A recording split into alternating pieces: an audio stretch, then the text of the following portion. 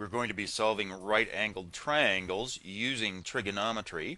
Now, when you're setting up your triangles, there is a labeling convention. Angles are usually uppercase letters, and the sides opposite the angles are lowercase. And so if this is angle A, the side opposite that angle is a lowercase a. This is angle C, and this is my right angle. This side is going to be the lowercase c. And if this is labeled capital B, then across from it, I'm going to label it with a lowercase b. Now, the important thing to remember with trigonometry, and especially for right-angled triangles, that if the angle is the same, the ratio of the side lengths is constant. The sine ratio is equal to the side opposite the angle you're dealing with divided by the length of the hypotenuse. The cosine ratio is equal to the side adjacent to the angle you're dealing with divided by the length of the hypotenuse.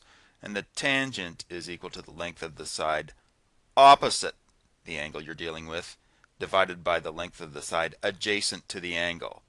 And this sometimes gets abbreviated so you can remember which is which as SO, CA, TOA. Sine, opposite, divided by hypotenuse. Cosine, adjacent, divided by hypotenuse.